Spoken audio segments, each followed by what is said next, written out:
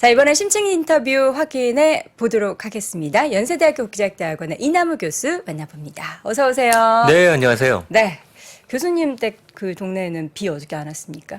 천둥 번개. 아니, 어제 제가 네. 이제 저녁에 산책을 좀 했어요. 네. 그런데 아주 공기가 맑고 바람이 많이 불더라고요. 네. 근데 아침에 차를 몰고 와서 여의도에 주차를 하려고 보니까 비가 좀 비가. 왔었던 것 같아요. 근데 잠을 저는 깊이 자서 아. 비 오는 거 천둥 번개는 못 들었습니다. 깊이 주무셔야죠. 제가 어제 자느라 확인하지 못했던 우리 교수님의 메시지에 새벽에 답을 했는데 우리 교수님께서는 자료 만드시다가 거의 12시 다 돼서 네, 주무셨거든요. 그 어제는 뭐 네. 우리 주무시는 덕분에 사전 검열을 안 받았고 아, 제가 이렇게 저녁 방송까지 하느라 집에 가서 바로 골아 떨어졌습니다. 자, 그래서 이제 오늘은 어떤 내용을 주로 이야기해 주실지 주제부터 한번 확인해 보기 전에 네. 저희 그 얘기 해야죠. 테슬라가 GM과도 손을 잡았거든요. 그래서 이거는 어떻게 생각을 해야 되는 거예요? 테슬라가 모든 뭔가 그 전기차 충전소 관련한 인프라를 다 꽉 잡게 되는 그러니까 약간 건가요? 뭐 거의 이제 그 스탠다드를 아우른다 그럴까? 네. 이제 그런 식으로 하는 것 같고 지금 좀 전에 이제 제가 그 트위터를 들어가서 봤어요. 네.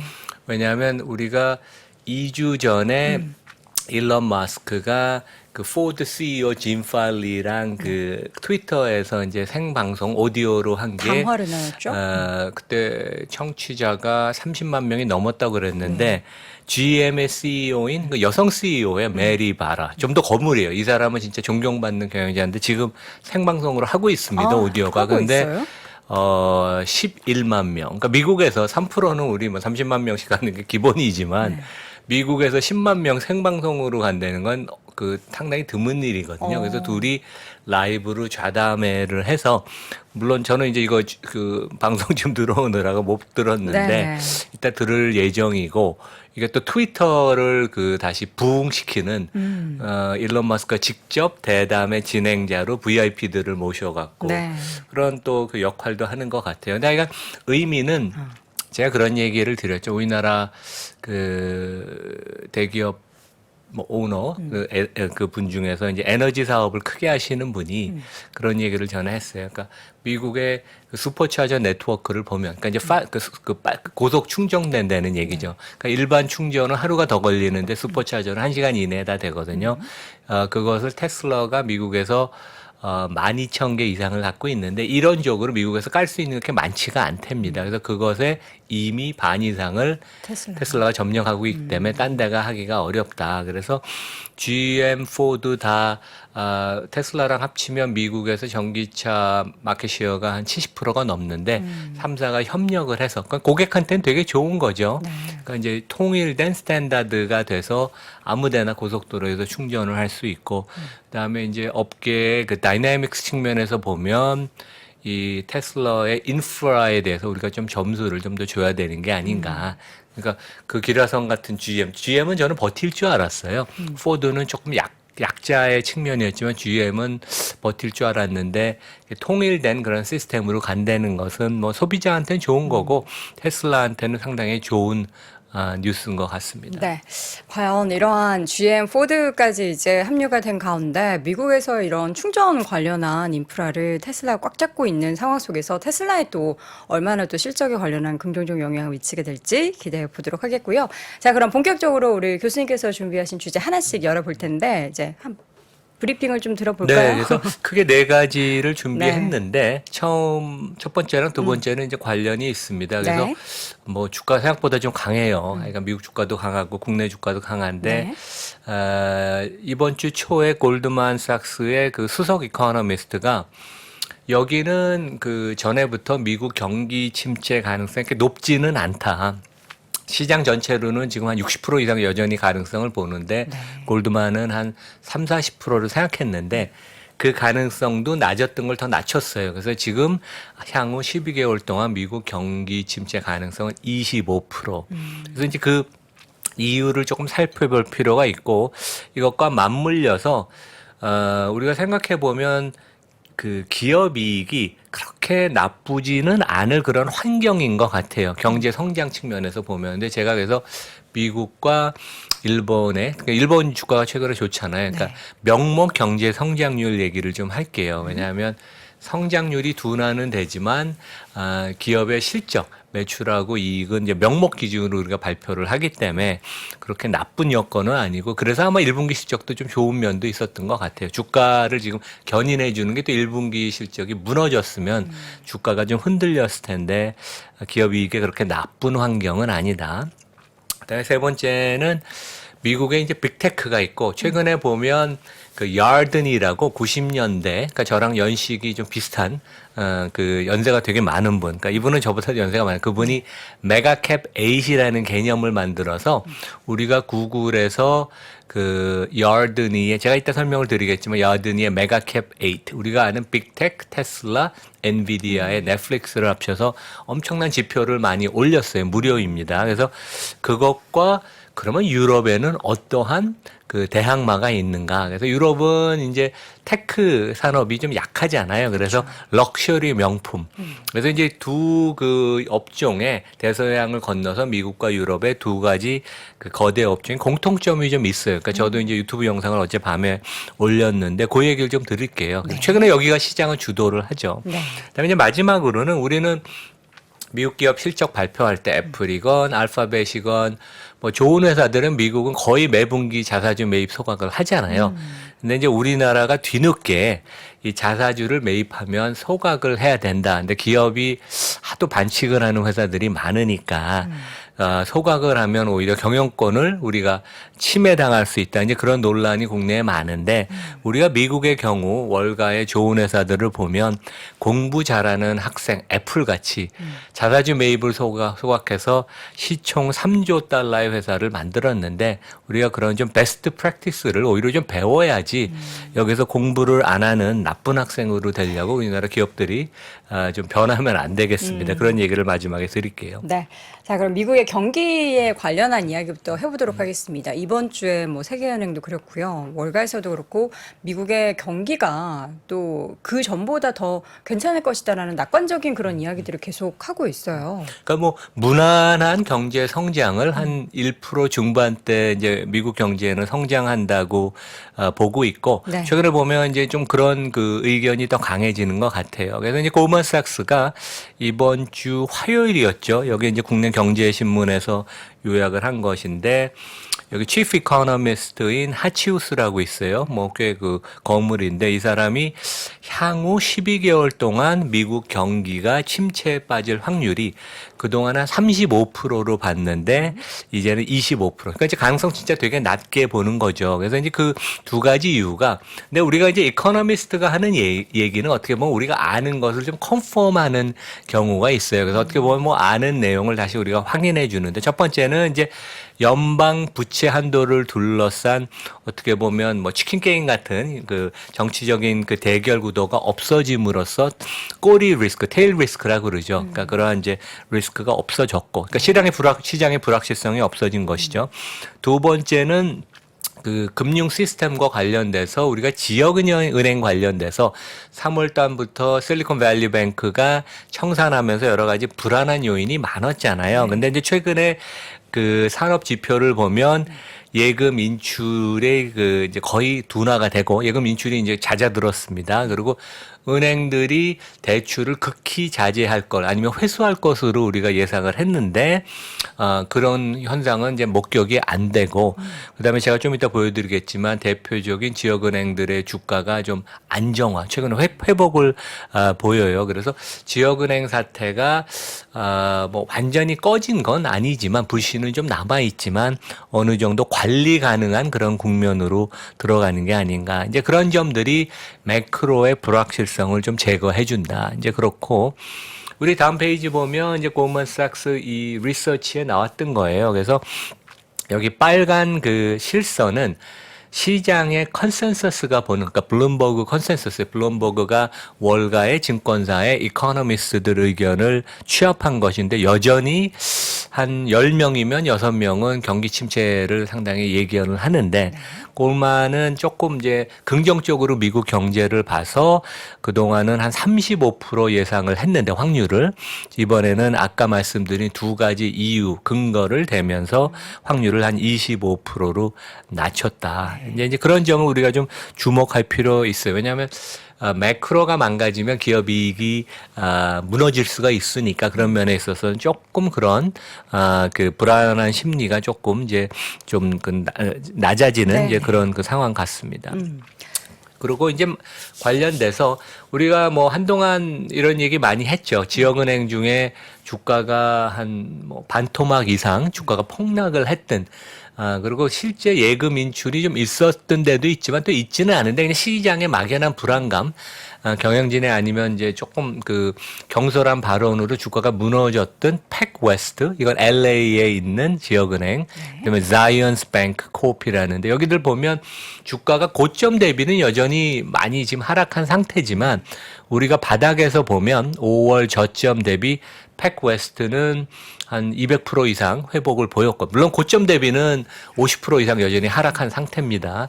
그리고 자이언스 뱅크도 저점 대비 주가가 한 50% 이상 회복을 보인 그래서 조금 안정된 모습을 보이는 그래서 우리가 최근에 보면 주가가 오르는 게 물론 AI 이런 기대감, 빅테크 중심으로 주가가 오르지만 이러한 매크로 측면의 이러한 조금 이제 모습도 우리가 한번 생각을 할 필요 있다. 네. 그런 말씀을 드리겠습니다. 실질적으로 이제 미국의 경제 성장률에 대한 수치를 보면 뭐 GDP 기준으로 봐도 사실 최근에 제가 어떤 데이터를 보면서 브리핑을 했는지가 갑자기 생각이 안 나는데 그것 때문에 GDP가 이번 2분기에 꺾일 수도 있다 이런 내용들이 전달되기도 했었거든요. 근데 지금 예상되고 있는 GDP 수준은 어느 정도가 되고 있습니까? 지금 이제 조금 올해 1% 성장도 어렵지 않나 네. 미국이 실질 성장 기준으로 이제 그런 걱정을 많이 했었어요. 한 두세 달 전만 해도. 근데 이제 다음 페이지를 이제 보여주시면 2분기 실질 성장률이 한 1% 중반대 골망 같은 데는 한 1.7%를 예상을 하고 그다음에 소비가 여전히 버티고 있어요. 이제 그런 점이 좀 도움이 되는 것 같고 그래서 이제 우리가 제가 여러 번 얘기했지만 보통 그 중앙은행이나 그 이러한 그 이제 정부 기관에서 발표하는 실질 경제 성장률과 여기에 인플레이션을 더한 명목 성장률의 차이를 봐야 되는데 지난 2년 동안 보면 2021년에는 미국의 명목 성장률이 9%, 작년에는 7%. 그래서 경기가 어렵다고 해도 워낙 물가가 많이 올라서 7%에서 9% 명목 성장을 보였고 올해 미국 경제가 한 1% 중반대 실질 성장률을 해도 물가까지 이제 오히려 더한 명목 성장률은 한 5%가 넘을 것 같다. 그래서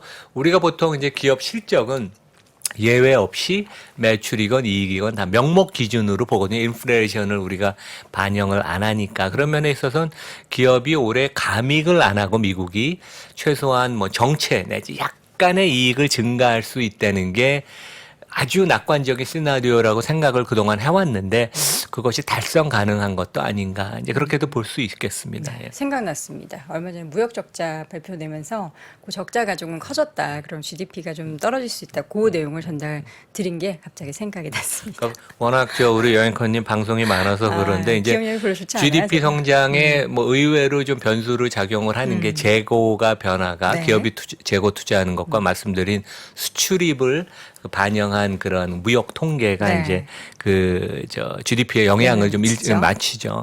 그리고 이제 그 다음 페이지를 보면 이제 일본의 1분기 GDP 숫자가 네. 이제 리바이스 된 게 그 며칠 전에 발표가 됐어요. 근데 이제 일본 최근에 뭐 경기도 좋다, 주식시장도 그다음에 기업 좋고요. 이익도 좋다, 그다음에 주가도 좋다고 하잖아요. 근데 일본의 원래 잠정치는 이제 1분기 경제 성장을 실질 기준으로 한 1.6% 했다고 생각을 했는데 리바이스 된 뭐 확정치는 아닙니다. 근데 한 번 더 이제 수정을 한 것을 보면 2.7% 상승 상당히 괜찮죠. 특히 이제 좀 전에 얘기하신 이제 우리 재고 투자 기업들이 자신감이 생기면 재고를 좀 깔고 가니까 재고 투자가 되고 일본은 또 설비 투자 왜냐하면 최근에 보면 이제 일본 산업 산업화 부흥에 그거를 정부가 되게 적극적으로 유치하려고 최근에 그러잖아요. 그래서 일본도 보면 실질 성장률이 한 3% 가까이 나오니까 이런 점들. 그래서 실제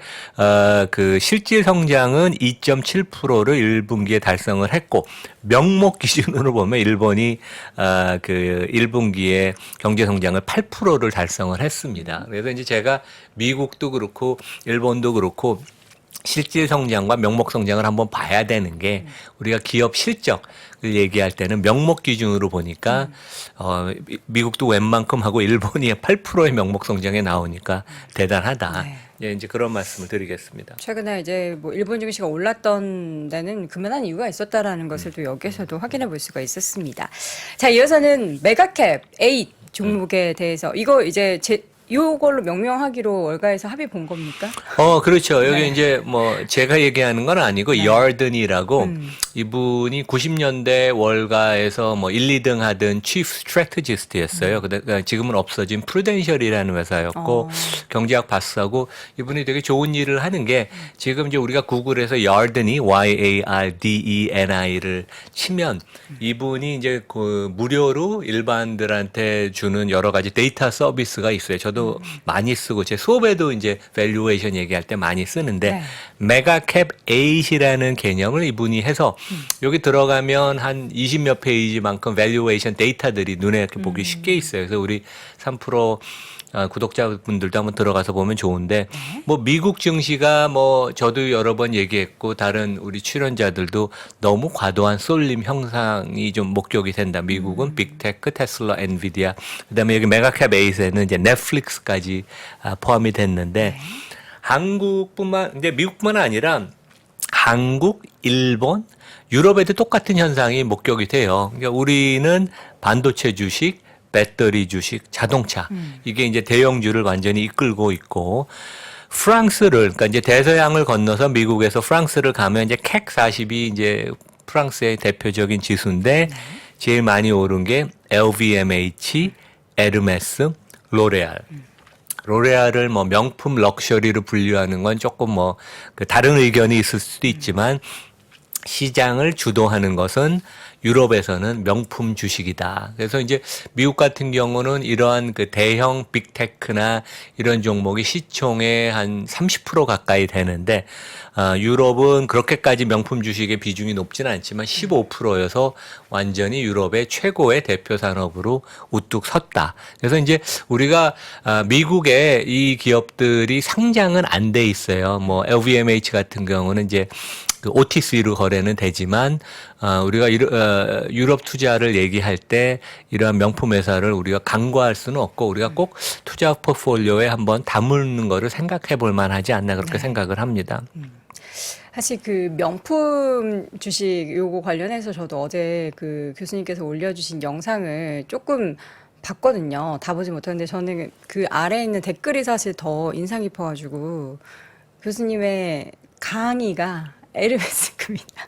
아, 그래요? 그거는 그 못 댓글 아직 못 봤는데. 보셨어요? 네, 그 댓글을 또 보시면 네. 기분 좋아하실 것 같습니다. 감사합니다. 근데 네. 우리가 우리가 이제 미국의 빅테크나 유럽의 그 럭셔리 주식, 그 명품 주식을 이제 메가급 대형주, 메가캡이라고 그러거든요. 네. 대형주를 라지캡이라고 그러는데 그거보다 더 큰 걸 메가캡이라고 그러는데 공통점이 있어요. 그래서 이제 세 가지인데 네. 주가가 센 이유가 이제 세 가지죠. 첫 번째는 퀄리티, 기업의 질, 이익의 안정성이 뛰어나다. 그래서 이제 여전히 조금 뭔가 불확실하잖아요. 경기 침체 얘기도 나오는데 확실한 대안이다. 이를 회사가 안정적인 현금 흐름을 창출하고 재무 구조도 뛰어나다. 퀄리티가 이제 한 이유고 두 번째는 성장성. 그러니까 물론 이제 럭셔리 주식은 이제 AI 스토리는 없죠. 그래도 구조적으로 성장을 두 자릿수 성장을 지난 10년, 20년 동안 보여왔고 앞으로도 전 세계 중산층이 많아지면 많아질수록 명품을 갖고 싶어 하니까 구조적인 스토리다. 뭐 빅테크는 당연하고.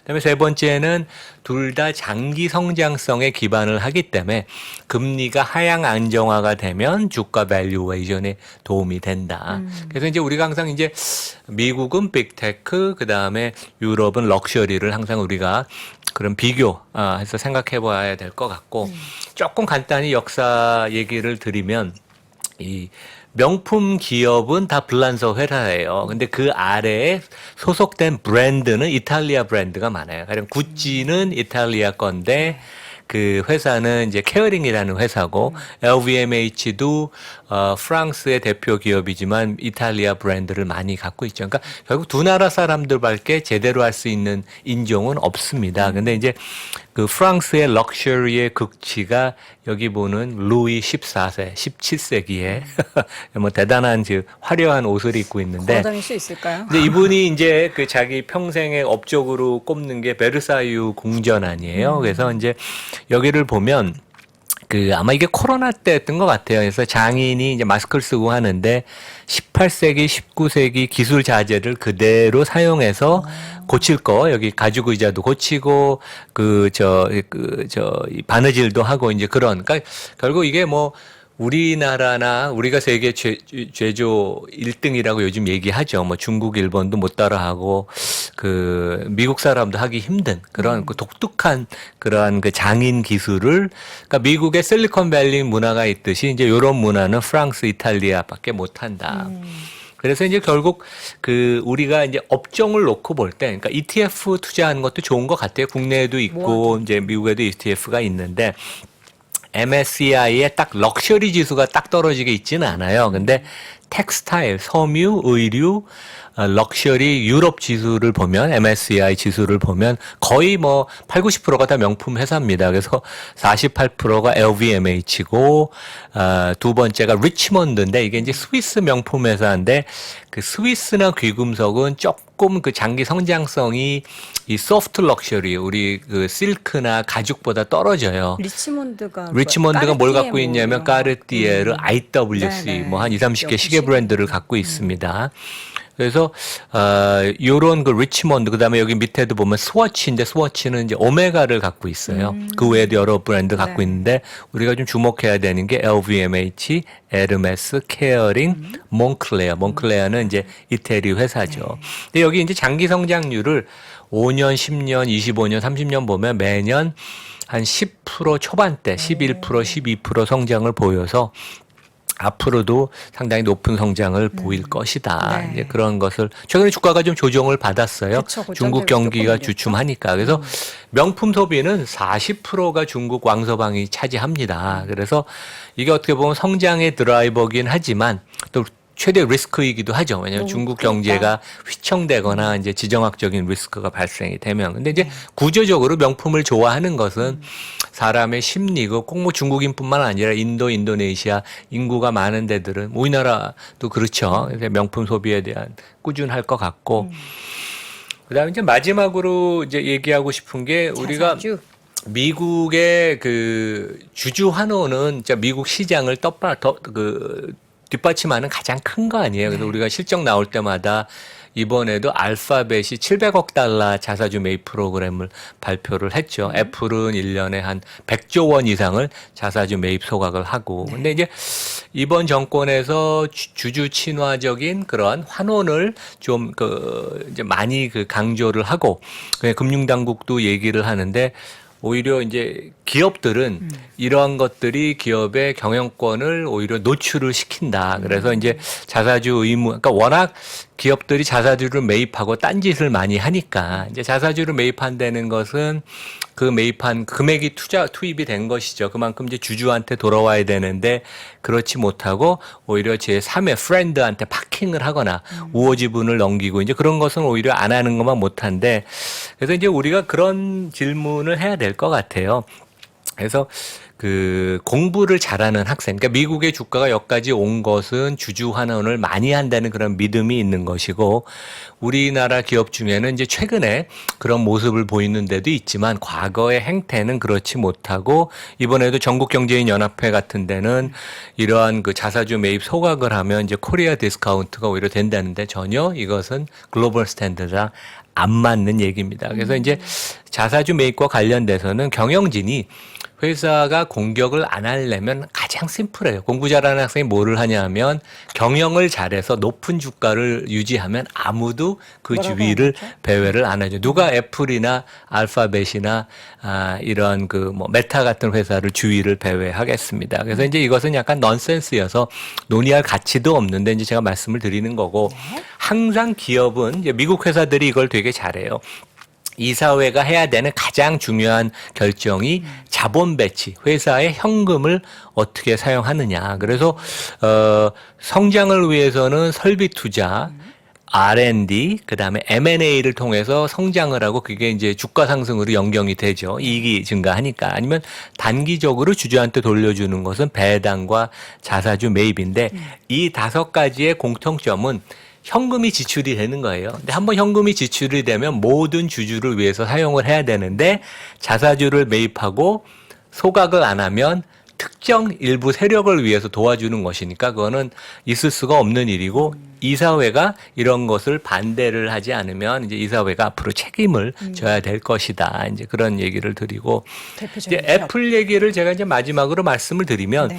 애플이 뭐 세계 최고 최대 회사고 가장 존경받는 회사잖아요. 팀 쿡이 가장 존경받는 CEO고 이 회사가 시총이 3조 달러가 된 가장 큰 요인은 지난 10년 동안 그 한 35% 주식수를 줄였어요. 매년 3에서 4%만큼 자사주를 매입해서 소각을 해서 그래서 우리가 애플 주식이 뭐 퍼가 한 25배에서 30배 되는데 10년 전만 해도 이 회사 퍼가 10배에서 15배밖에 안 됐어요. 근데 꾸준히 자사주 매입 소각을 해서 시장의 신뢰를 만들어 줌으로써 주가의 밸류에이션이 높아지는 그런 건데 우리 기업들이 오히려 이런 것을 추구를 해야지 오히려 경영권 방어를 한다고 자사주 매입을 하고선 그것을 제3자한테 파킹을 하거나 회사에 둔다는 것은 주주를 위해서 오히려 주주 가치를 파괴하는 거죠. 그래서 이제 그런 말씀을 드리겠습니다. 네, 오늘 미국의 경기 이야기로 시작해서 최근 미국의 빅테크 쏠림 현상, 유럽의 명품주에 대한 비교, 그리고 자사주 매입 소각의 대표적인 기업 애플에 대한 이야기까지 나눠봤고요. 요 유럽 명품주 관련한 비교 관련한 영상을 좀 더 자세하게 보고 싶으시면 이나무의 좋은 주식 연구소에 어제 업로드된 영상도 함께 참고해 보시기 바랍니다.